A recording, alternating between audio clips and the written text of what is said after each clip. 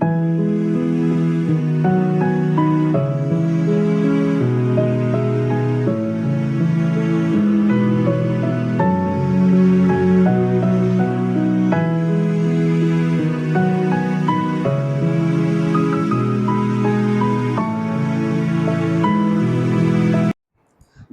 సత్యాన్ని చూసేటప్పుడు నీ అనుభవం వైపు చూసుకోకూడదు. దేన్ని చూడాలా?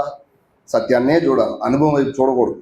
అనుభవం చూసావంటే విశ్వాసం కలగదు. వాస్తవం చెప్పాలంటే అనుభవం వైపు చూడడం అని చెప్పడం అనేది నిజంగా తప్పు అవుతుంది యాక్చువల్గా.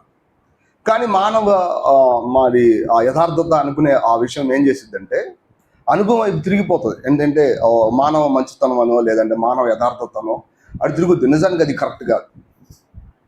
ఫర్ ఎగ్జాంపుల్ చూడండి, ఇస్కరియోతు తప్పు చేయలేదా? తప్పు చేశాడు. ఎవరిని అప్పచెప్పాడు? ప్రభువైన యేసుక్రీస్తుని అప్పచెప్పాడు. కానీ వెంటనే ఎవరు అతనికి తీర్పు తీర్చాలి? లెక్క ప్రకారం దేవుడు తీర్పు తీర్చాలి. కానీ ఎవరు తీర్పు తీర్చుకున్నాడంటే తనకు తానే తీర్పు తీర్చేసుకున్నాడు. ఇది సమస్య, తప్పు. ఇదంతా తప్పు, మనకు అర్థం అవ్వాలి. మనల్ని మనం తీర్పు తీర్చకూడదు. అలా అని చెప్పి దేవుడు తీర్పు తీర్చినా మా తెలుసులే అనకూడదు. మళ్ళీ మా తెలుసు ఏం చేస్తున్నావు అట్ట అనకూడదు. మళ్ళీ తప్పు అవుతుంది. మళ్ళీ అయినా నువ్వు పౌలు అనలేదా? అయినా నన్ను నేను తీర్పు తీర్చుకోను, అయినా నన్ను తీర్పు తీర్చుకోడు ఎవరు? దేవుడే. అది చూసారా? ఈ రెండింటికి చాలా తేడా ఉంటుంది. సో ఇప్పుడు దేవుడు ఏం చెప్తానంటే ఫస్ట్ నీ వైపు నువ్వు చూసుకోవద్దు. నువ్వు సత్యం వైపు మాత్రం చూడు. సత్యం వైపు మాత్రం చూస్తే సరిపోతుంది. దేవుడు నీకేం చేశాడో నీకు తెలియకపోతే దేవుడు నువ్వు ఎలా అప్రోచ్ అవ్వాలో నీకు ఎలా తెలిసిద్ది, ఎలా సమీపించాలో నీకు ఎలా తెలిసిద్ది? తెలియదు. దేవుడు అంటే మనకి ఎన్నో కాన్సెప్ట్లు ఉంటాయి. మనకంటే బలవంతుడనో, లేదంటే మనకంటే అందంగా ఉంటాడనో, లేదా మనకంటే మరి ధైర్యం ఎక్కువ ఉంటుందనో, లేదంటే అధికారం కలిగినోడనో, ఆయన చూడగానే భయపడతాడనో, ఇట్లాంటి ఎన్నో కాన్సెప్ట్లు మార్కెట్లో దొరుకుతాయి బొమ్మల రూపంలో కదా. అంటే వాళ్ళకున్నటువంటి తలంపుల్ని బొమ్మల రూపంలో చేస్తూ ఉంటారు యాక్చువల్గా. ఎందుకంటే దేవుడిని అట్లా ఊహిస్తాడు, ఇమాజిన్ చేస్తాడు. బట్ కానీ దేవుడు దాన్ని అన్నిటికంటే భిన్నమైనడు. నేను ఈ మాట ఎప్పుడు చెప్తాను అంట, దేవుడు మానవుడి విషయంలో తీర్పు తీర్చేవాడై ఉండాలి లెక్క ప్రకారం. కానీ దానికి బదులుగా ఆయన ఏమై ఉన్నాడంటే దేవుడు ప్రేమ స్వరూపి అయి ఉన్నాడు. చూడండి, మానవుడు పాపం వాళ్ళు వచ్చి మరణాన్ని మోసుకుని వెళ్తున్నవాడు. మానవుడు దేవుడికి విరోధి, ప్రతికూలమైనవాడు. మరి అట్లాంటి వ్యక్తితో దేవుడు ఎట్లా ఉండాలంటే జడ్జి లాగా బిహేవ్ చేయాలా, భయపెట్టాలి మనం. బట్ దానికి బదులుగా ఆయన ఎట్లా ఉన్నాడంటే మానవుడు పాప, అట్లయితే దేవుడు ప్రేమ స్వరూపి. ఆయన ఏది చేసినా ప్రేమే. మనం అనుకోవచ్చు, ఇప్పుడు ఎండ పడుతుంది, ఈ ఎండ ఎంతమందిని బాధ పెట్టిద్దయ్యా అని అంటాం మనం. యాక్చువల్గా ప్రేమ కలిగిన ఈ ఎండ ఎందుకు మాకు? అది కూడా ప్రేమ. ఎందుకో తెలిసే, మీరు ఎండ చూసి ఎండను తట్టుకోలేక ఎక్కడికి వెళ్ళాలా? దేవుడి దగ్గరికి వెళ్ళాలా? లేకపోతే ఏమవుతుందో తెలిసే, మరింత పాపుల్ అయ్యి మనం ఎట్లుంటామో తెలుసా, దేవుడికి దూరంగా తయారయ్యి దేవుడు అంటే ఏంటో కనీసం ఆలోచించలేనంత రీతిలో మన సమయం వృధా చేసుకుంటాం. అందుకని ఏంటో తెలుసా, ప్రతి వసతి ప్రతి సౌకర్యం మనల్ని ఎక్కడికి నడిపించింది అంటే దేవుడి దగ్గరికే. గుడ్డివాడికి ఉండడం న్యాయమా? న్యాయమే. అటు తర్వాత దేవుడి చేత అతను బాగు చేయడం న్యాయమే. మనకున్న పరిస్థితులు ఇలాగా ఇప్పుడు ఇలా ఉండడం న్యాయమా? న్యాయమే. అన్యాయం అని చెప్పొద్దు. దేవుడు ఎవరికి అన్యాయం చెయ్యలేడు. ఎవరైనా దేవుడు నాకు అన్యాయం చేసినట్టు ముందు నీకు దేవుడు తెలియదు, అది సమస్య. దేవుడు ఎవరికి అన్యాయం చేయలేడు. ఆయన న్యాయవంతుడైన దేవుడు. నాకు అన్యాయం జరుగుతుంది, నీకు అన్యాయం జరగడం కాదు, నువ్వే అన్యాయస్తుడు. ఒక మాట చెప్పాలి, ఎటువంటి సందేహం లేదు. దేవుడు ఎవరికి అన్యాయం చేయలేడు. కానీ నువ్వు పరిస్థితులు ఎరగగలగాల, మళ్ళీ దేవుడి దగ్గర సమీపం రాగలగాల. మళ్ళీ దేవుడు ఏదైతే నీకు ప్రతికూలంగా ఉందో దాన్ని అనుకూలం చేస్తాడు యాక్చువల్గా. ఎందుకంటే బైబిల్ చెప్పబడింది, బలిష్టమైన ఆయన చేతుల కింద దీన మనసుకులై ఉన్నాడు. ఎందుకు? తగిన కాలమందు మిమ్మల్ని హెచ్చించున్నట్లు. ఆ పదం చూడండి, నేను చక్కగా చదివాను. తగిన కాలమందు ఆయన మిమ్మల్ని హెచ్చించినట్లు మీరు ఏం చేయాలా? ఆయన బలిష్టమైన చేతుల కింద. మనకు అది అర్థం కాలేదు అనుకోండి, దేవుడు ఎంత ప్రేమ, మమ్మల్ని ఎప్పుడు బాధపడుతూనే ఉన్నాడు, మేము శుభ్రంగా ఉన్నామనుకునే లోపల ఏదో ఒకటి వస్తూ ఉంది యాక్చువల్గా అని ఆయన చెప్పేవాళ్ళు చాలామంది. ₹1 పక్కన పెడదాం అనుకునే లోపల ఏవైతే తెలిసే దానికి ఏదో పెద్ద అవసరం వచ్చింది యాక్చువల్గా. ఇలా చెప్పేవాళ్ళు చాలామంది ప్రార్థన చేసినప్పుడు, ఫోన్లో మాట్లాడారు. ఇప్పుడు నేనేమంటానంటే వాస్తవానికి దేవుడు ఎవరికి అన్యాయం చేయదు యాక్చువల్గా. దయచేసి మీరు ఆ విషయాల్లో కూడా దేవుడి మీద ఆధారపడండి, అంతకుమించి వేరే దాన్ని. సో ఇప్పుడు మన వాదన అంతా ఏంటంటే దేవుడు ఏదైతే చేసి ముగించాడో దాన్ని మనం చూడటం తప్ప వేరే దారి లేదు. సో మన ప్రభువైన యేసుక్రీస్తు మన పాపాల నిమిత్తం ఏం చేశాడంటే 2026 సంవత్సరాల క్రితం సిలువలో ఆయన చనిపోయి సమాధించబడి తిరిగి లేచాడు. అప్పుడు వెంటనే ఏమైనాయి? మన పాపాలన్నీ పోయినాయి. ఎవరైనా నాకు పాపాలు ఉన్నాయి అంటే సత్యాన్ని సరిగ్గా అర్థం చేసుకోలేదు, అది దాని అర్థం. నువ్వు ఎంత పెద్ద పాపివైనా సరే, ఎందుకంటే యేసు రక్తం కడగలేని పాపం అంటే అక్కడ ఏం లేదు వాస్తవానికి. నువ్వు ఎంత పెద్ద పాపివైనా సరే, ఆయన ఒక్కసారి సిలువలో చనిపోయాడంటే, సమాధించబడి తిరిగి లేచాడంటే వాస్తవానికి నీ పాపాలన్నిటికీ ఏమైపోయింది? విమోచన కలిగిపోయింది. ఇప్పుడు కొత్తగా నీ పాపాలు నీకు కనపడుతున్నా ఆయన చేసి సంపాదించిన ఆ విమోచనలో నిన్ను చూసుకోవడం నేర్చుకో. వెంటనే నీ పాపాలు ఏమవుతాయి తెలుసా? పోతాయి. అంతేకాదు, మన పాపంలో మనం ఒప్పుకొని ఎడల ఆయన నమ్మదగిన వాడు, నీతిమంతుడు కనుక ఆయన కుమారుడు అని యేసు రక్తం సమస్త దుర్నీతి నుండి మనల్ని కడిగి పవిత్రులుగా చేయొచ్చు అని రాసుంటే మనం ఆలోచించాలా. చెయ్యగలదు లేదా చెయ్యగలదు, చెయ్యొచ్చు, చేసిద్ది. యాక్చువల్గా ఏంటో తెలిసే డెఫినెట్ ఆర్టికల్ అది, చేసిద్ది. ఒక మాట మనకు అది సరిగ్గా అర్థం కాదు. అది చేసిద్ది కరెక్ట్గా. మనకు ఒప్పుకోకపోవడం ఇష్టం లేకపోతే ఆయన చేసేది ఏం లేదనుకోండి, అది వేరే సంగతి. కానీ మనం ఒప్పుకుంటే ఏం చేసిద్ది? వెంటనే ఆ రక్తం మనల్ని కడిగి పవిత్రంగా చేసిద్ది. సో మన పాపాల వైపు చూసి, ప్రభువా నువ్వు నా కొరకు చేసి ముగించిన పనికే వందనాలు మనం రెగ్యులర్గా చెప్తానే ఉన్నాం. బట్ యాక్చువల్గా ఇంతటితో అయిపోలే విమోచనం. మనకున్న నెగిటివ్ సిచ్యువేషన్ మరి దేవుడు డీల్ చేయడం మాత్రమే, నిర్వహించడం మాత్రమే అయిపోలా. ఆయన తిరిగి లేచిన తర్వాత మన పొజిషన్ హెచ్చించబడింది. మన పొజిషన్ ఎంతవరకు హెచ్చించబడిందో అది మనకు అర్థమైనప్పుడు ఆ పొజిషన్లో ఉండటానికి మనం నుంచోబెట్టుకుంటూ ఉంటాం. మీరు చూడండి, మీ పాపాలకి విమోచనం ఇట్లా కలగాలని మీరు దేవుడికి ఏమని చెప్పారా? నువ్వు రా ఈ భూమి మీదకి 33 సంవత్సరాలు జీవించు, ఆ తర్వాత సిలువలో చనిపో, అప్పుడు నాకు విమోచనం వచ్చిందని మనలో ఎవరైనా ఆయనకి చెప్పారు? వెళ్ళి వాస్తవానికి ఆయన చేశాడు. ఆయన చేసింది అంత కరెక్ట్గా ఉన్నప్పుడు వెంటనే ఆయన చేసి ముగించిన తర్వాత కూడా ఆయన మనకిచ్చిన పొజిషన్ చూసి మనం ఎందుకు నమ్మట్లా? యాక్చువల్గా ఇదంతా సమస్య. ఆయన మీ కొరకు చేసి ముగించిన సత్యం ఎంత చక్కగా మీరు వర్కౌట్ అవుతున్నప్పుడు ఆయన మీకు ఇచ్చిన పొజిషన్ కూడా అంతే వర్కౌట్ అవుతుంది. అది మీకు అర్థం అవ్వాలి. క్రీస్తు యేసులో నాకున్న పొజిషన్ నేను కష్టపడి సంపాదించింది కాదు. అది నేను కష్టపడి సంపాదించింది కాదు. ఆయన నాకేం చేశాడు? ఇచ్చాడు ఆ పొజిషన్. నిజానికి నాకు చాలా రాజ్యాలు ఉన్నాయి. నా రాజ్యాల్లో చాలా రాజ్యాల్లో నేను నమ్మినటువంటి లేదా నాకు ఇష్టమైన సహోదరుని కొంతమంది పిలిచి, ఆ చిన్న రాజ్యం మీద మీరు రాజుగా ఉండండి, ఈ చిన్న రాజ్యం మీద మీరు రాజుగా ఉండండి, ఇలా చెప్తే తప్పేం కాదు. ఎందుకంటే ఒకప్పుడు మేము బందీలం అండి. కానీ వాస్తవానికి మమ్మల్ని బందీ నుంచి విడిపించడమే పెద్ద విషయం. కానీ ఇప్పుడు ఏం చేశారంటే రాజుగారు మమ్మల్ని బందీ నుంచి విడిపించడం మాత్రమే కాకుండా మమ్మల్ని కూడా ఏం చేశారు? రాజుని చేసేసారండి. బట్ యాక్చువల్ అంతకంటే పెద్ద విషయం ఏంటో తెలిసే, రాజుతో ఉన్న రిలేషన్ ఎప్పుడు కొనసాగుతూ ఉండాలి.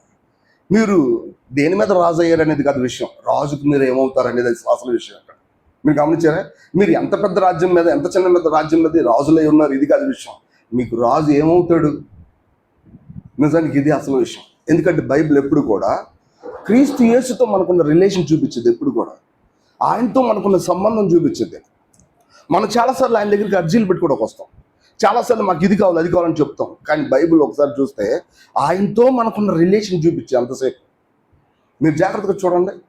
ఓల్డ్ టెస్ట్మెంట్లో ఏదైనా తోటలో మొదలైతే, ఏదైనా తోటలో దేవుడు ఇలా చేయొద్దు అని చెప్తే వీళ్ళు ఏం చేయాలి?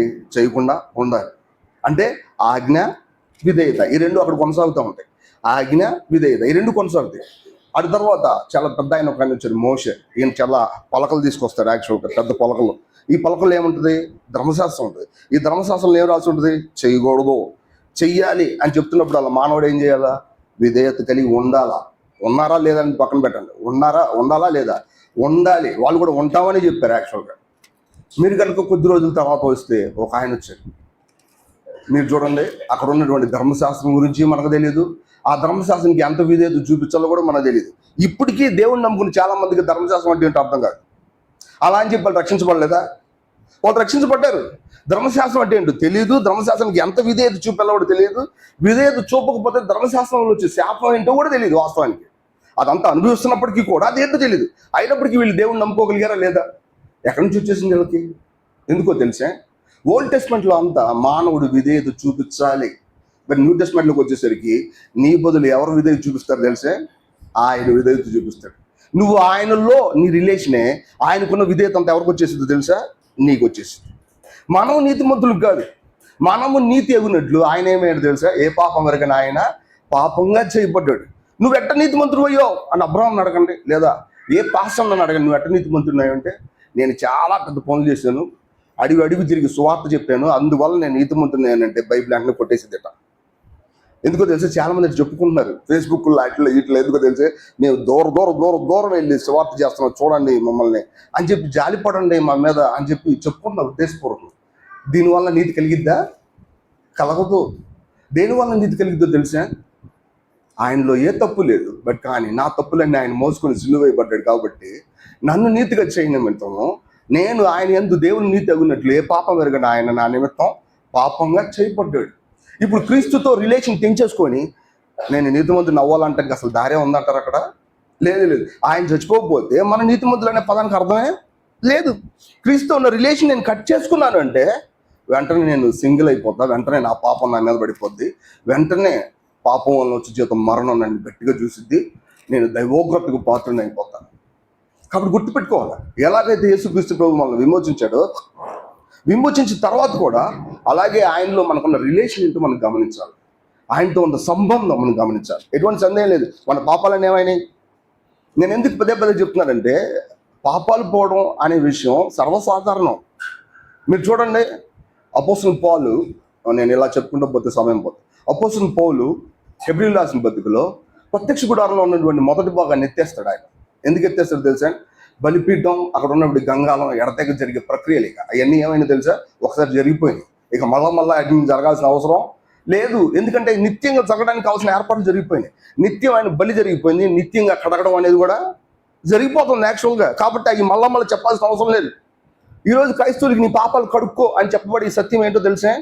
ఎప్పటి నుంచో చెప్పబడుతున్న సత్యం అది, కొత్తగా చెప్పాల్సిన అవసరం అది లేనే లేదు. ఎందుకంటే కడగడానికి అక్కడ నీళ్లు ఉన్నాయి, అక్కడ రక్తం కూడా ఉంది, ఎడతెగ్గ నీ పాపాలకు బలి అర్పించడానికి కావాల్సిన నిత్యమైన బలి కూడా జరిగిపోయింది.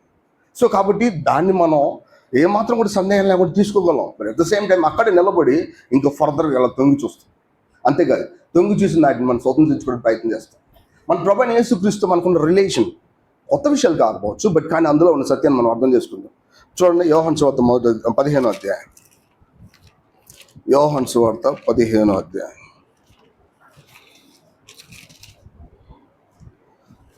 5వ వచనం చదువుదాం దయచేసి.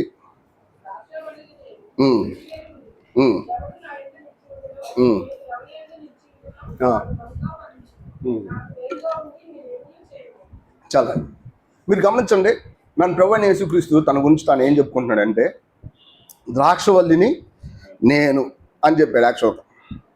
మీరు ఎట్లా? లేదంటే మీరు ద్రాక్షవల్లి ఏంటి ప్రభు, అసలు అది ఎలా? ఏం అడగద్దు అసలు. యాక్చువల్గా అక్కడ ఏం చెప్పబడుతుంది తెలుసా? ద్రాక్షవల్లిని నేను, మళ్ళీ వెంటనే తీగలో మీరు. ఇప్పుడు మీరు అంటే మీకేం అర్థమైంది? యాక్చువల్గా మీరు అంటే మాకంటే మేము అక్కడ వెంటనే దీని సంగతి మర్చిపోయి కిందకి వెళ్ళిపోయి, దయచేసి గమనించండి, అక్కడ ఒక మాట ఉంటుంది ఏంటంటే 4వ వచనం చదువుతుంది, దయచేసి చూడండి. 4వ వచనం,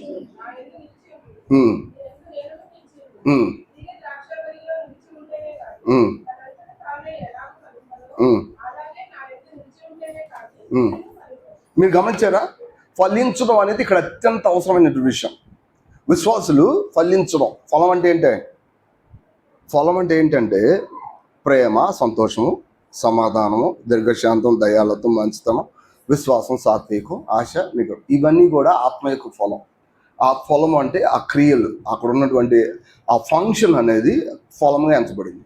ఇప్పుడు ఆ ఫలం రావట్లే. వాస్తవానికి ఎంతో స్ట్రగుల్ అవుతున్నాం మనం. ఎందుకో తెలిసే? ఎందుకు అంత స్ట్రగుల్ అవుతున్నాం అంటే, సమస్య ఏంటంటే మన పొజిషన్ ఏంటో మనకు అర్థం కాదు. యాక్చువల్గా మన పొజిషన్ ఏంటో తెలిసే? ద్రాక్షవల్లిని నేను, బట్ మీరేంటి? తీగలు. ఒక మాటలు గమనించండి, మీరెవరు? తీగలు. మీరు చూడండి, తీగలు ఫలించడం అనే బాధ్యత తీగలదా ద్రాక్షవల్లిదా? మీరు జాగ్రత్తగా గమనిస్తే ఒక తీగ ఫలించాలా లేదా అనే బాధ్యత తీగది కాదు. ఎవరితో తెలుసా? ద్రాక్షవల్లిది. మీరు గమనించండి, ద్రాక్షవల్లి మీలో ఫలాలు కలిగించేలా ఏర్పాటు చేయగలిగింది. బాధ్యత అంతా ఎవరితో తెలుసా? తీగది కాదు. ఎవరిది? యేసుక్రీస్తు ప్రభుది. ఎందుకంటే ఆయన చెప్పాడు, ద్రాక్షవల్లిని నేను అని చెప్పాడు. యాక్చువల్గా నువ్వేం చేయాలా? నీ పొజిషన్ తెలుసుకోవాలి. అందుకే పైన ఏమన్నాడు తెలుసా? నా యందు ఫలించండి నేను చెప్పలేదు, నా యందు నిలిచి ఉంటే చాలు. యాక్చువల్గా దీనికి తెలియకుండా ఏం జరిగింది? ఫలాలు ఫలించే బాధ్యత అంతా ఎవరిదంటే నాది. యాక్చువల్గా ఇట్ ఈస్ మై రెస్పాన్సిబిలిటీ. యాక్చువల్గా మనం అది అర్థం చేసుకోవాలి.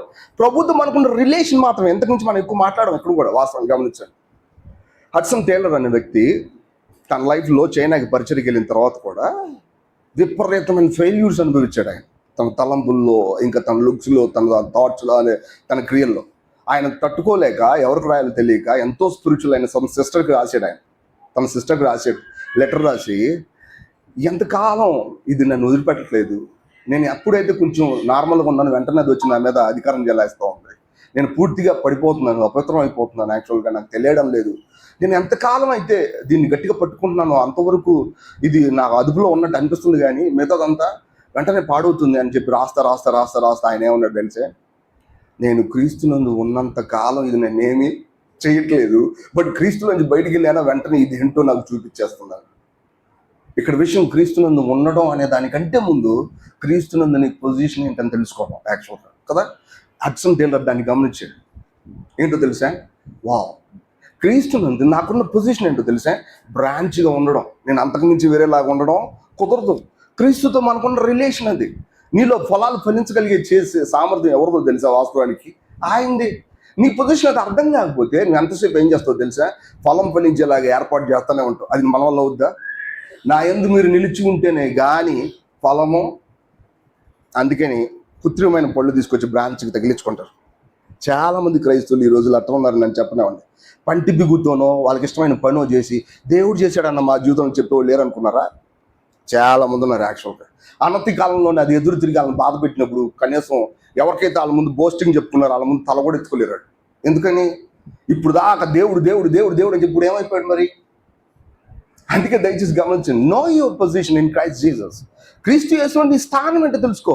నీకు చిన్న పొలం ఇచ్చినా ఓకే, దేవుడు పెద్దది ఇచ్చినా ఓకే, 30 వంతుల 60 వంతుల 100 వంతుల, ఇట్ డజంట్ మ్యాటర్. అది అక్కడ వచ్చిందా లేదా అది మాత్రం చాలు. ఎందుకంటే నువ్వు ఎంతవరకు నిలిచి ఉంటావు అంతవరకు పని చేయగలిగే సామర్థ్యం ఎవరిలో ఉంటుంది? ద్రాక్షవల్లిలో ఉంటుంది. నీ కండిషన్ అంతా నీ పొజిషన్ ఎరగడమే. ఆ తర్వాత తెలియకుండా నువ్వు నిలిచి ఉంటావు.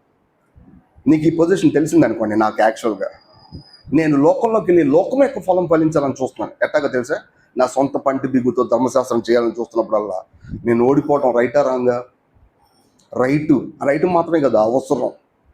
మనం చాలాసార్లు ఏదో ప్రార్థన చేయాలి, ప్రభువా నీతి తప్పి చేసిన ప్రతి పనిలో నన్ను ఓడిచ్చయ్యా అని చెప్పాలి. నన్ను అవమానించు, నన్ను సిగ్గుపడేలా చెయ్యి అని చెప్పి మనం చెప్పాలి. లేకపోతే మన కండిషన్ ఏమవుద్దో తెలిసి మన పొజిషన్ మనం మర్చిపోతాం. ఈ కొద్ది రోజులు పొజిషన్ మర్చిపోయి భ్రమపడవచ్చు.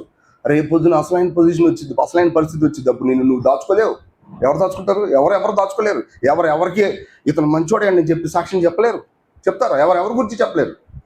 విషయం అంతా ఒకటే, know your position in Christ Jesus. You are just a branch. ఫలం ఫలించగలడానికి కావాల్సిన ఏర్పాటు చేసేది ఎవరు? ఆయన. This is our relation with Jesus Christ. ప్రభుతో మనకున్న రిలేషన్ ఇది. మీరు పాపం నుంచి విమోచించబడ్డారా? వెంటనే క్రీస్తు మీరు ఎట్లా అతకబడ్డారంటే ఒక కొమ్మలాగా అతకబడ్డారు. ప్రభువా నేను కొమ్మని, నువ్వు ద్రాక్షవల్లి ప్రభువా. ఆ మాటలు ఎంత అర్థం ఉంది? ఇది ఫస్ట్ కండిషన్. రెండోది చూద్దాం చూడండి దయచేసి. మనకు తెలిసిన విషయాలు కావచ్చు ఈ వాస్తవానికి. 1 కొరింథీ 12వ అధ్యాయం. 1 కొరింథీ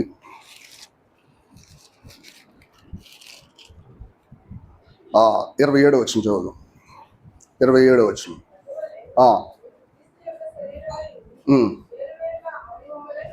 వాస్తవానికి ఉన్నారు అనే పదం ఎటువంటి సందేహం లేకుండా డెఫినెట్ ఆర్టికల్. అది డెఫినెట్ ఆర్టికల్. అంటే దాని అర్థం ఏంటంటే అపోస్తలుడు పౌలు ఉండగలరు, ఉండొచ్చు, ఉండే అవకాశం ఉంది ఇట్లాంటి ఏం రాయలే. ఆయన ఏం చెప్పారు తెలుసా? మీరు అటువలే క్రీస్తు యేసులో శరీరమై ఉండి ఆయనకి వేరువేరుగా వేరువేరుగా అనే పదానికి అర్థం ఏంటంటే ఒక అవయవానికి వేరుగా, ఇంకొక అవయవానికి వేరుగా, ఒకేలా కాకుండా వేరువేరుగా. అది దాని అర్థం. మన బాడీలో ఎట్లాగా చేతులు అన్ని చేతులే లేకుండా ఎట్లా ఉన్నాయో అట్లా ఒక మాటలో కాళ్ళు ఉన్నాయి, మళ్ళీ వేరే వేరే ఫింగర్స్ ఉన్నాయి, వాడి పన్నుల వల్ల కలిగిన విషయాలు ఉన్నాయి. ఇవన్నీ కూడా ఎలా డిఫరెంట్గా ఉన్నాయో అంతే డిఫరెంట్గా మీరు ఉన్నారు అని చెప్పాడు. ఇక్కడ ప్రభుత్వం మనకున్న రిలేషన్ ఏంటో తెలిసే? అవయవాలుగా ఉండడం. ఒక మాటలు ఫర్ ఎగ్జాంపుల్ చూడండి, అవయవాలుగా ఉంటే ఏం జరుగుతుంది? ఈ ఫింగర్స్లోకి బ్లడ్ పంపిణీ చేయాలని చెప్పి నేను ఎవరికి చెప్పాలా? ఈ ఫింగర్ ప్రార్థన చేయాలా రోజు? మీరు గమనించండి. మెదడుతో శిరస్సుతో దయచేసి ఈ ఫింగర్లోకి మీరు బ్లడ్ పంపిణీ చేయండి, ఆ లైఫ్ని పంపిణీ చేయండి దయచేసి. లేకపోతే ఫింగర్ ఏమవుతుంది అంటే వాడిపోతుంది, బలహీనం అయిపోద్ది అని చెప్పాలా? చెప్పవసరం లేదు. యాక్చువల్గా ఈ బాధ్యత అంతా ఎవరు తీసుకుంటారు? యాక్చువల్గా హెడ్ తీసుకుంటుంది, బాడీ తీసుకుంటుంది. ఎంత ఆశ్చర్యం అంటే, నాకు తలనొప్పి వచ్చిన ట్యాబ్లెట్ ఎక్కడ వేసుకుంటాను? నోట్లోనే వేసుకుంటాను. గమనించండి. నాకు కాళ్ళ నొప్పి వచ్చిన ట్యాబ్లెట్ ఎక్కడ వేసుకుంటాను? నోట్లో వేసుకుంటాను. ఏది చేసినా నోట్లో వేసుకుంటా. కానీ బాడీ దాన్ని ఏం చేస్తుందో తెలిసా? చక్కగా ఎక్కడైతే బలహీనంగా ఉందో అక్కడ దాన్ని అప్లై చేస్తుంది. అంటే అసలు నిజమైనటువంటి ఆ ఆర్గానికల్గా ఉండే ఆ చక్కటి ఆ ఆర్గానిక్ అనేది ఎక్కడ పనిచేస్తుంది? జీవయుక్తంగా పనిచేసే ఆ చక్కటి పరిచర్య అంతా ఎక్కడ ఉందో తెలుసా? బాడీలో ఉంది. ఎంతకాలం అయితే నువ్వు శరీరంలో అవయవాలు అనే సంగతి తెలుసుకుంటావో తెలియకుండానే ఆ జీవం నీలో ప్రవహించింది. తెలియకుండానే నీకున్న ప్రతి విషయాన్ని చక్కపట్టే బాధ్యత ఎవరిదంటే బాడీది, ఇంకా శిరస్సు. మనకు అర్థం అవ్వాలి. మనం చాలాసార్లు మనం ఎండిపోయామండి. చాలాసార్లు నాలో జీవం వెళ్ళేదండి. ఈ వారం అంతా బలహీనంగా ఉన్నాడు.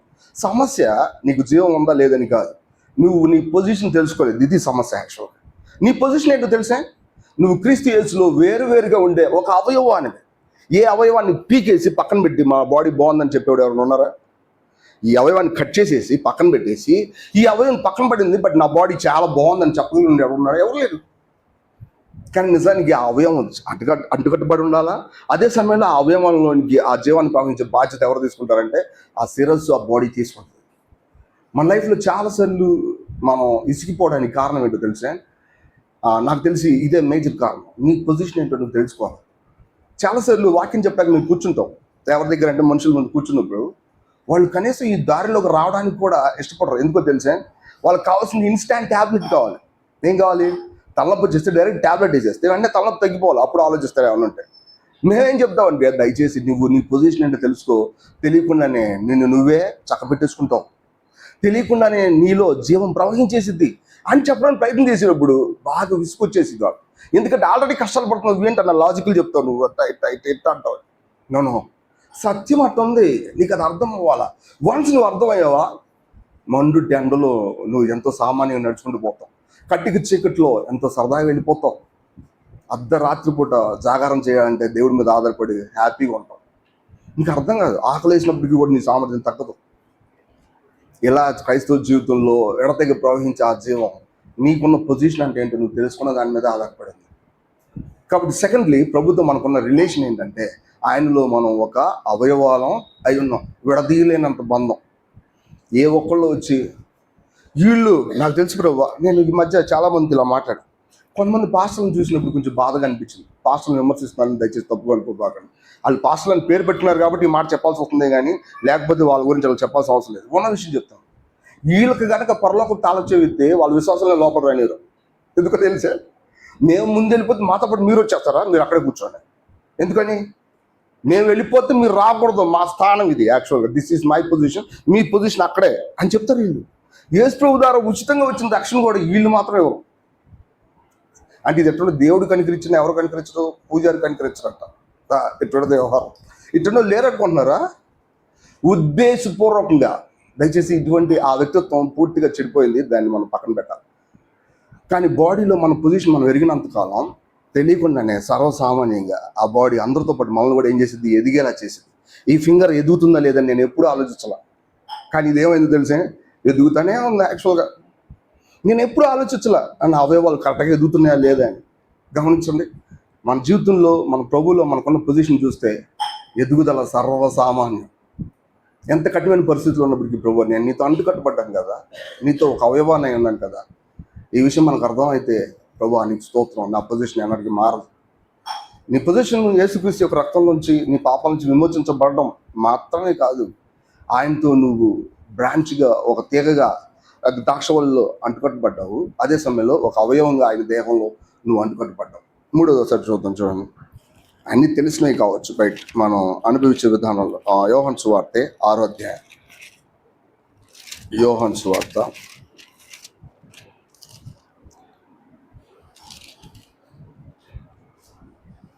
6వ అధ్యాయము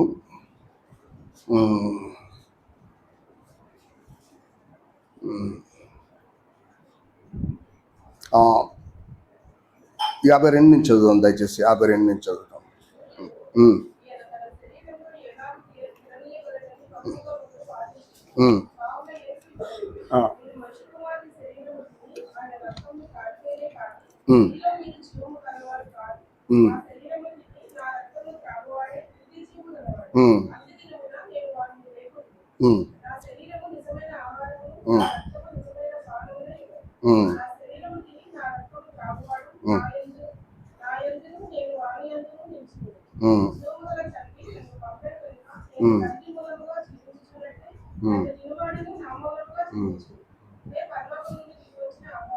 రైట్. యాక్చువల్గా ఇక్కడ ఒక మరి ఆ మాట మనం మిస్ అయింది, దాన్ని నేను ఇప్పుడు వెంటనే చూపించాల్సింది. కానీ ఆ మాట ఊరిని గుర్తుపడతారు. అదేంటంటే, నన్ను తినువాడు ఎన్నటికీ ఆకలి కొనడు. యాక్చువల్గా ఆ పదాన్ని మీరు కనిపెట్టారా? ఇక్కడే ఉంటుంది. యాక్చువల్గా నన్ను తినువాడు ఎన్నటికీ ఆకలి కొనడు.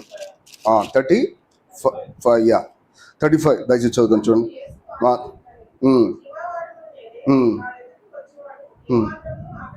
ఉమ్. వాస్తవానికి ఈ పదం గమనించింది. నిజానికి మన ప్రభు అయిన యేసుక్రీస్తు మనతో ఉన్న రిలేషన్ ఎట్లా చెప్తున్నాడంటే, మన జీవితంలో ఎప్పుడు మనకేమవుతుందో తెలిసే, ఆకలి అవుతుంది. ఆకలి అవ్వాలా లెక్క ప్రకారం.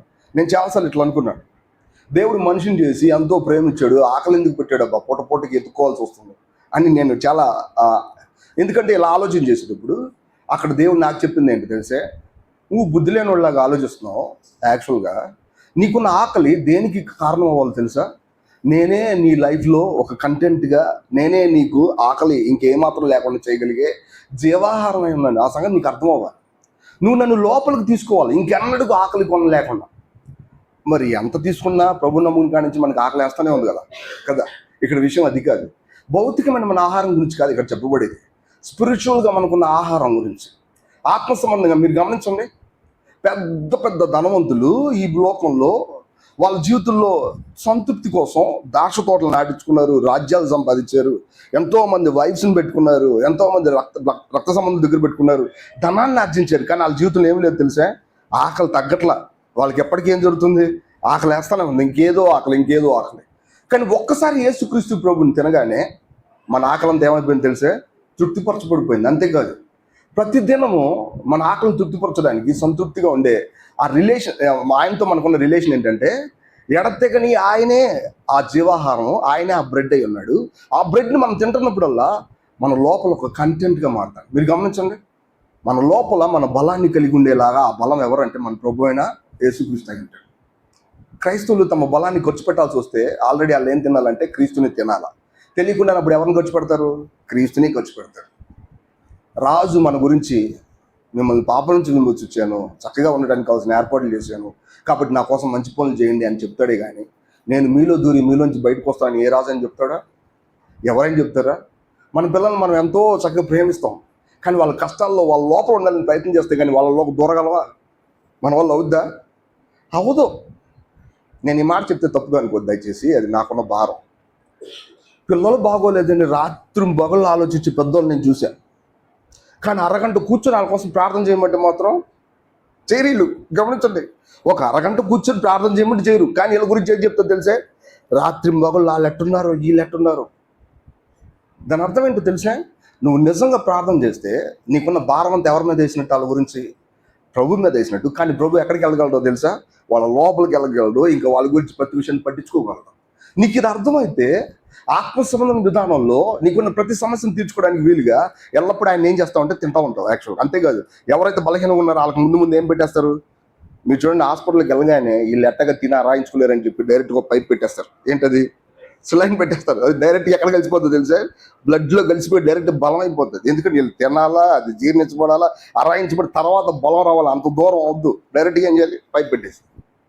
మన జీవితంలో నిజమైన ఆ లైఫ్ ఉండే ఆ పైప్ ఎవరో తెలుసా? మన ప్రభు అయిన యేసుక్రీస్తు. మన పొజిషన్ తెలుసుకుంటే చాలు. మీరు లోపల ఉన్న ఆయన్ని సరిగ్గా అసలైన జీవాహారం ఆయనే అని సంగతి నీకు తెలుసుకుంటే చాలు. వెంటనే ఏం చేస్తాం తెలుసా? దాని వైపే చూస్తాం, ఇంక దేని వైపు చూడం. చాలా కష్టం వచ్చింది. అంతెందుకు, ఉదాహరణకి రోడ్డు మీద వెళ్ళినప్పుడు నా బండి పాడైపోతుంది. ఎప్పుడు నేను బండి గురించి చెప్తున్నాను అనుకోబాకండి దయచేసి. నేను బండి పాడైపోయింది, నువ్వు వెంటనే బండి వైపు చూడకూడదు. ఎవరి వైపు చూడాలి? దేవుడి వైపు చూడాలి. అప్పుడు బండి సంగతి అని నాకు అర్థం అవుతుంది యాక్చువల్గా. లేకపోతే నాకు అర్థం కాదు. నేను దాన్ని చూసి తింటా కొడతా ఉంటా అడ్డి యాక్చువల్గా. ఎందుకంటే సరైన సమయంలో పాడు చేస్తే నేను ఇబ్బంది పెట్టిద్దాన్ని. కానీ నిజానికి ఒక పావుగంట అయిన తర్వాత నా సహనం అంతా నశించిపోయి, అప్పుడు అంటే నా కోపం అంతా పోయి సైలెంట్గా, అసలు నేను ఎందుకు బండిని తిడుతున్నాను, అసలు ఎందుకు నన్ను నేను ఎవరో ఇద్దరు కదా, నా పొజిషన్ ఏంటో తెలుసు. నేను ఎల్లప్పుడు తినాల్సింది ఎవరినో తెలుసా? నా ప్రభువుని. అది చాలు. నాకు తెలియకుండా నా బండిని ఏం చేయాలో నాకు జ్ఞానం వచ్చింది. ఇదే మేము చాలాసార్లు అనేకులు చెప్పడానికి ప్రయత్నం. దయచేసి నీ లోపల ఉన్న అసలు విషయాన్ని జాగ్రత్తగా అర్థం చేసుకో. ఆయన తినడానికి నువ్వు ఆశగా ఆయన వైపు తిరుగు. ఎందుకంటే నీ లోపల ఆయన ఆహారాన్ని పెట్టు, నువ్వు అడగల. బట్ కానీ ఆ రిలేషన్ నీకు ఇచ్చింది ఎవరో తెలుసా? ఆయనే జీవాహారంగా తను తగ్గించుకొని అంత సమీపంగా ఉన్నాడు. ఇది క్రీస్తుతో మనకున్న రిలేషన్. మీరు మనుషులైతే ఆహారంతో మీకు ఎటువంటి సంబంధం ఉంటుంది? ఎప్పుడు సంబంధమే కదా. ప్రియమైన మీ ఇంట్లో ఎప్పుడు ఏం పెట్టుకుంటారు? తినడానికి ఆహారం పెట్టుకుంటారు. ఒకళ్ళ ఇంట్లో బస్తా బియ్యం ఉంటుంది, ఎంత పెద్ద బస్తా బియ్యం కదా. ఎందుకు బియ్యం అని నేను అడిగాను, ఏం చెప్తాడు? అది తెలియదు అన్న. ఏం చెప్తుంది? దీన్ని తింటాకే పెట్టుకుంటాం. This is the relation. మన జీవితంలో మన ప్రభువుని యేసుక్రీస్తు ఇదే రిలేషన్. ఎల్లప్పుడూ ప్రభుతో మనకుండే రిలేషన్ ఇలాంటిదే. మనకి ఇది అర్థమవుతుంది, ప్రభువా మీరు ఎల్లప్పుడూ నాకు సమీపంగా ఉన్నారు, ఎడతెగ నేను మీతో బలం పొందడానికి, అందుకే నీకు పొందడాను మనం చెప్పకుండా తప్పించుకోలేము. మన లైఫ్లో ఈ విషయాలు అర్థం చేసుకోవడం చాలా చాలా ప్రాబ్లం. దయచేసి చూడండి, ఇంకొక రిలేషన్ ఉంది. అది మనకు తెలిసిన ఎఫెసీ పత్రిక 5వ అధ్యాయం. ఎఫెసీ పత్రిక 5వ అధ్యాయము దయచేసి 31 వచ్చింది, దయచేసి చదువు. 31 ఎఫె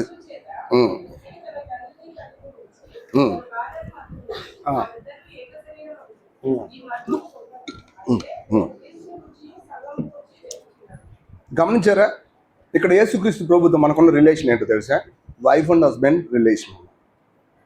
నేను చాలాసార్లు చెప్తాను ఇది ఏంటంటే, తల్లిదండ్రులు పిల్లలతో ఎంత సన్నిహితంగా ఉన్న వాళ్ళిద్దరూ ఒకటి అవుతారా? అవరు. అన్నదమ్ములు వాళ్ళు ఎంత అన్యోన్యంగా సహవాసం కలిగినప్పటికీ వాళ్ళిద్దరూ ఒకటి కాదు. లేదంటే అక్క చెల్లెళ్ళు వాళ్ళు ఎంతో సన్నిహితంగా ఉన్నప్పటికీ వాళ్ళిద్దరూ ఒకటి ఎవరెవరు అవుతారు? వైఫ్ అండ్ హస్బెండ్ మాత్రమే ఒకటి అవుతారు. కానీ ఇక్కడ అసలు విషయం ఏంటో తెలిసే, ఈమెకి లెక్కలేని అప్పులు ఉన్నాయి. ఎప్పుడు ధర్మశాస్త్రం ఎప్పుడు అప్పు తీరుస్తావు అని చెప్పి అడుగుతూనే ఉంటుంది. వన్స్ ఈమె ప్లేసు యేసుక్రీస్తుని చేరుకోగానే ఈ అప్పులన్నీ ఎవరు తీర్చేస్తారు తెలుసా? ఆయన తీర్చేస్తాడు. యాక్చువల్గా ఈ పొజిషన్ మారిపోగానే ఈ అప్పులు కూడా ఏమైపోయింది తెలుసా? మారిపోయినాయి. నా పాయింట్ మీకు అర్థమైందో లేదు నాకు తెలియదు. మన జీవితంలో మనం చెయ్యాలి అనుకొని చేయకుండా ఉండగలిగే చాలా విషయాలన్నీ కూడా మన మనస్సాక్షి మీద ఎవరు దోషారోపణ చేస్తుంటారు?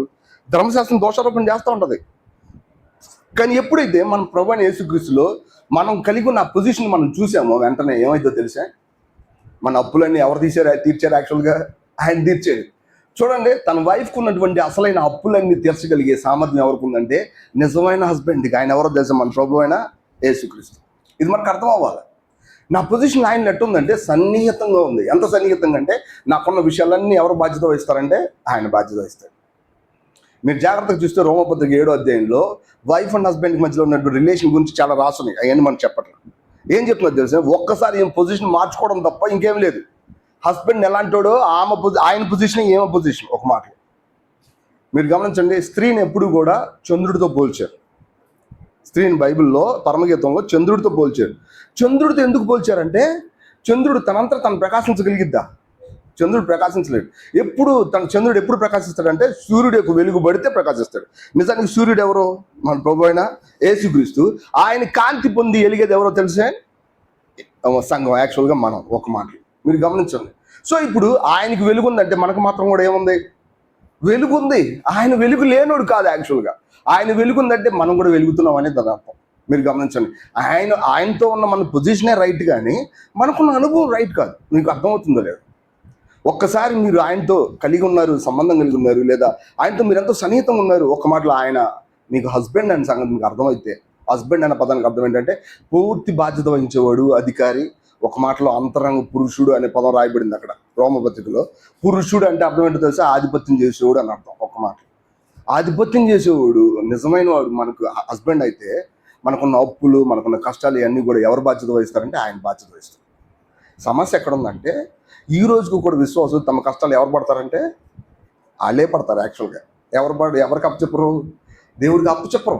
ఎన్ని కష్టాలు వచ్చినప్పటికీ కూడా, ఎంత బాధ వచ్చినప్పటికీ కూడా మాకు ఇన్ని కష్టాలు వచ్చినాయని చెప్తానే ఉంటారు. కానీ యాక్చువల్గా మీరు ఎవరితో కలిసి ఉన్నారన్న సంగతి అర్థం చేసుకోరు. యాక్చువల్గా ఎవరితో కలిసి ఉన్నారు? నీ భర్తతో కలిసి ఉన్న. యాక్చువల్గా ఆ భర్త ఎవరో తెలిసే? ప్రతి విషయాన్ని చక్క పెట్టగలిగినాడు. ఒక మాటలో ఆయన ముందు మరణం పారిపోయింది, తోక ముడిసి. ఒక మాట మరణం ఆయన చూసి పారిపోయింది. అట్లాంటి వాడు నీ హస్బెండ్. యాక్చువల్గా ఎవరైనా నీ దగ్గరికి వస్తే ఫస్ట్ ఎవరిని చూడాలి తెలుసా? ఆయన్ని చూడాలి. నేను చాలాసార్లు ఎప్పుడైనా విజిటింగ్కి వెళ్ళినప్పుడు ఇలా తలుపు కొట్టం కానీ ఫస్ట్ తలుపు ఎవరు తీస్తారు తెలుసా? సిస్టర్ వాళ్ళు తీస్తారు. ఎవరు వచ్చి గమనించండి. ఎందుకంటే ఈయన ఎక్కడ ఉంటాడు? లోపల ఉంటాడు. ఈయన లోపల ఉంటాడు, సిస్టర్ తీస్తారు. అంటే నిజానికి లోపల ఉన్న ఆయనకి ఉన్నటువంటి ఆ సబ్జెక్టివ్ ఎక్స్పీరియన్స్ ఎవరో తెలుసా? సిస్టర్. మీరు గమనించండి, లోపల అసలైనటువంటి సామర్థ్యం, సోర్స్, మూలం ఒక మాట మన ప్రభువైన యేసుక్రీస్తు. ఆయనకి సామర్థ్యంగా లేదా ఆయన దగ్గర నుంచి బలం పొందిన వాళ్ళందరూ ఎవరో తెలుసా? సంఘం, ఈ సిస్టర్. యాక్చువల్గా వీళ్ళు బయటికి కనబడుతుంటారు, కానీ వీళ్ళకి మూలం ఎవరో? ఆయన. యాక్చువల్గా ఆయన ఎవరో? ప్రభువైన యేసుక్రీస్తు. మీరు గమనించండి, ఇదంతా మన జీవితంలో ఉన్న విషయం. కానీ ఈ మధ్య చాలామంది మేమే ఎంత పెద్ద పెద్ద పనులు చేసేసాం కాబట్టి ఇది మేమే అనుకుంటున్నారు. యాక్చువల్గా వీళ్ళు నిజంగా క్రీస్తు యేసుతో అనుకున్న రిలేషన్ గమనించారా? గమనించాల. గమనిస్తే వాళ్ళు ఎప్పుడు అటు చెప్పరు. మీరు చూడండి, తలుపు తీసిన వెంటనే ఏమడుగుతారు తెలిసే? ఆయన ఉన్నారా లేదని అడుగుతారు. యాక్చువల్ ఎవరిని లోపల ఉన్నాయని అడుగుతారు. యాక్చువల్గా మీరు గమనించండి, విషయం అంతా అదే. మన లైఫ్లో మనం ఆయనతో ఎలాంటి కట్టుబడలేదు, ఎలా జతపరచబడ్డామంటే ఏమాత్రం విడదీయలేనంత రీతిలో ఇద్దరు ఒకటి, ఒక మాటలో. అక్కడ రెండు వ్యక్తిత్వాలు లేవా? ఎటువంటి సందేహం లేకుండా రెండు వ్యక్తిత్వాలు. కానీ ఎంతమంది వ్యక్తిత్వాలు రన్ అవుతున్నాయి? ఒక్క వ్యక్తిత్వమే రన్ అవుతుంది. మన లైఫ్లో ప్రభుత్వం ఉన్న రిలేషన్ ఇది మనకు అర్థమైతే మనం ఎన్నడూ కూడా ఆయనతో దూరంగా ఉన్నాం. ఇంకొక మాట చూసి మనం త్వరగా ముగించేద్దాం. చూడండి, యోహాను సువార్త 14వ అధ్యాయం. యోహాను సువార్త 14వ అధ్యాయం.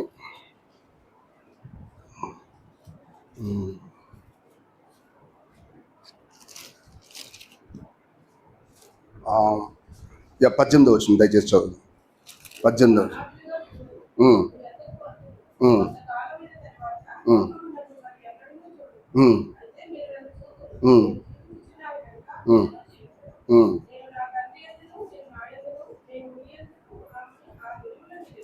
వాస్తవానికి ప్రభువైన యేసుక్రీస్తు తన శిష్యులతో ఏం చెప్పారంటే, నేను మిమ్మల్ని అనాథలుగా ఇవ్వడం. అనాథులను ఎవరిని అంటారు? యాక్చువల్గా తల్లిదండ్రులు ఉండరు. ఒక్క మాటలో చెప్పాలంటే వాళ్ళకి మరి జాగ్రత్త తీసుకొని వాళ్ళ జీవితాల కోసం పట్టించుకునే వాళ్ళు ఎవరో లేరు, వాళ్ళని అనాథలు అంటారు. యాక్చువల్గా మనం గమనించండి, మనలో చాలామందికి పెద్దవాళ్ళు అయినందున వాళ్ళ తల్లిదండ్రులు వెళ్ళిపోయి ఉంటారు బహుశా. వాస్తవానికి వాళ్ళ జీవితాల్లో వాళ్ళ గురించి పట్టించుకునే వాళ్ళు ఎవరో లేరు అనే బాధ వాళ్ళ లోపలికి ఉంటానే ఉంటుంది. విషయం ఏంటంటే, మన ప్రభు అయిన యేసుక్రీస్తు లేదంటే మనకున్నటువంటి అసలైన రిలేషన్ ఏంటంటే, హీఈస్ అవర్ ఫాదర్. ఆయన ఎవరు? మన ఫాదర్. ఈ ఫాదర్ చేసే పని ఏంటో తెలిసే? మన భవిష్యత్తుకి ఏం కావాలో కూడా కావాల్సిన ఏర్పాట్లు చేస్తాడు. యాక్చువల్గా ఇక్కడ ప్రభు అయిన యేసుక్రీస్తు ఏం చేస్తాడో తెలిసే? ఈ భూమి మీద మీరు బతకడం నేనున్నప్పుడు కేవలం 3.5 సంవత్సరాలు మాత్రమే కాదు, నేను ఈ భూమి నుంచి వెళ్ళిపోయిన తర్వాత కూడా మీ పొజిషన్ ఎక్కడికి మార్చబడుద్దో తెలుసా? తండ్రి దగ్గరికి మార్చబడుద్ది. ఈ తండ్రి ఏంటో తెలుసా? ఏం చెప్పుదామా, ఏం మాట్లాడదామని చింతించే లోపల మీకు ఆ మాటలు ఇచ్చేది ఎవరంటే మీ పరలోకపు తండ్రి. ఆ మాటలు మీకు అర్థమైనవి లేదు. మత్తయి సువార్త 10వ అధ్యాయంలో ఉంటుంది. జనాల ముందు నుంచున్నప్పుడు ఏం మాట్లాడదామా, ఎట్లా చెప్దామని మీరు ఆలోచిస్తారు కదా. కానీ నిజానికి మీరు దాని గురించి చింతించబడకండి. ఏం మాట్లాడాలో తెలియజేసేది ఎవరు? మీ పరలోకపు తండ్రి. దాని అర్థం ఏంటో తెలిసే? మనుషులంగా మనం చాలాసార్లు ఏం మాట్లాడాలో ఏం చేయాలని కనీసం కూడా ఆలోచించడం కాదు, అట్లాంటి అవసరం ఉంటుందన్న సంగతి కూడా మనకు తెలియదు. వాస్తవానికి మీరు ఎప్పుడైనా చిన్నపిల్లలను చూడండి, ఏదైనా కొంత డబ్బులు ఇచ్చి వస్తువులు కొనుక్కురామంటే చాలా చిన్న వయసులో వాళ్ళు ఎన్నట్టే ఉంటారు, కానీ మర్చిపోతారు, అంతా మర్చిపోతారు. అక్కడికి వెళ్ళిన తర్వాత డబ్బులు ఇచ్చేసి వస్తారు. వాస్తవాన్ని మీరు గమనించండి, ఈ విషయం అనేది, ఇంత అమాయకత్వం అనేది క్రైస్తవ జీవితంలో జరుగుతూనే ఉంటుంది. కానీ పరలోకపు తండ్రి వాళ్ళ భవిష్యత్తుకు సంబంధించినటువంటి అవసరాలు, అక్కర్లు కూడా తీరుస్తూ ఉంటాడు. మీకు అర్థమైంది లేదు? చాలాసార్లు మన జీవితంలో మనం కన్నీళ్ళు పెట్టుకునే గడియల్లో ఒకటేంటో తెలిసే? నాకు ఇది అవసరం అన్న సంగతి ఎవరికి తెలుసు? నా పరలోకపు తండ్రికి తెలుసు. ఆయన ముందుగానే నా కోసం ఏర్పాటు చేశాడు. అది నాకు అర్థమైన రోజు నా చేత్తో పట్టుకోగానే నా కళ్ళం నీలాగు. ఎందుకంటే ఆయన ఎన్నడూ మనల్ని అనాథలుగా విడవలేదు. అసలు మన లైఫ్లో మనం చాలాసార్లు మనమే భారం మోస్తాం అనుకుంటున్నాం, మనమే భవిష్యత్తు గురించి ఏదో ప్రణాళిక చేయాలని అనుకుంటున్నాం, మనమే మనకు తెలిసినటువంటి సౌకర్యాలు సమకూర్చాలని ఎంతో వేగంగా, జాగ్రత్తగా, బరువుగా, బాధ్యతగా వ్యవహరిస్తున్నాం. కానీ నిజానికి అన్నిటికంటే ఎక్కువ బరువు, బాధ్యత కలిగిన ఎవరంటే మన పరలోకపు తండ్రి. ఆయనతో మనకు రిలేషన్ ఏంటో తెలిసే? ఆయన నీ ఫాదర్. ఎవరు ఆయన నీ ఫాదర్. మనం చాలాసార్లు తండ్రి, నేను తండ్రి అని పిలిచే యోగ్యత నాకు ఇచ్చాను, నీకు వందనాలు. అది నిజమే. కానీ నిజానికి నీ పరలోకపు తండ్రి యొక్క సామర్థ్యం నీకు తెలిసిందనుకోండి, మీరు మాట్లాడే ఆ మాటలో ఉన్నటువంటి ఆ సంతోషం అధికమైపోద్ది. ఎందుకో తెలుసా? నీ పరలోకపు తండ్రి నీ భవిష్యత్తు గురించి నీకే అర్థం కానీ అన్నీ కూడా ఏం చేస్తాడో తెలుసా? సిద్ధం చేస్తాడు. కొంతమంది అంటారు, భలేగా దేవుడు నన్ను అక్కడ తీసుకెళ్ళి ఆ చర్చ్ అలవాటు చేసి అందులో సత్యాన్ని నేర్పించకపోతే నేను ఏమైపోయి ఉండన్నా అనేవాళ్ళు చాలామంది ఉన్నారు. యాక్చువల్గా ప్రతి ఒక్కరి జీవితంలో అది ఉంటూనే ఉంటుంది. ఇదంతా ఎవరు చేశారో తెలిసే? మన పరలోకపు తండ్రి. యాక్చువల్గా అది మనకు అర్థమైతే, ప్రభువా నువ్వు నా తండ్రి, ఇది నా పొజిషన్. తండ్రికి ఉన్నవన్నీ ఎవరికి వస్తాయి? యాక్చువల్గా వంశపారంపర్యంగా పిల్లలకు వస్తాయి. యోహాను సువార్త 15వ అధ్యాయం ఎప్పటికీ నన్ను ఇన్స్పైర్ చేస్తూనే ఉంటుంది. ఏంటో తెలిసే? నీ తండ్రి నీ దగ్గర డబ్బులు లాగేసుకుని బ్యాంకులో స్థానం వేసేవాడు కాదు.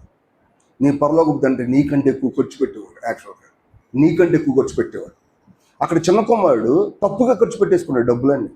పెద్ద కుమారుడు అసలు ఖర్చే పెట్టలేదు, ఖర్చు పెట్టడం కూడా చేత కదా ఆయనకి. కానీ దానికి బదులుగా ఎవరు ఖర్చు పెడుతున్నారు తెలుసా? మీ పరలోకపు తండ్రి ఉన్నదంతా ఖర్చు పెడతాడు. ఎందుకు? పిల్లల క్షేమం కోసం. వాస్తవానికి మన పరలోకపు తండ్రి మన జీవితంలో ఎన్ని విషయాలు సైడ్ చేసి మరి మనకి ఇచ్చాడో లెక్కలేదు. మిగతా విషయాలను సైడ్ చేసి మనం లోపలికి దోశాడు. ఆ సంగతి మనకు అర్థమైతే మన కళ్ళ నీళ్ళు రాకుండా ఉండవు. నేను చాలాసార్లు ఇలా అనుకున్నాను, దావీదు తప్పు చేశాడు. దావీదు బదులు ఎంతమందిని చంపాడు ఆయన? 170,000 మంది చంపేశాడు. యాక్చువల్ దావీదు కూడా అన్నాడు, వీళ్ళు ఏం చేశారయ్యా, తప్పు చేసింది నేనే కదా దయచేసి.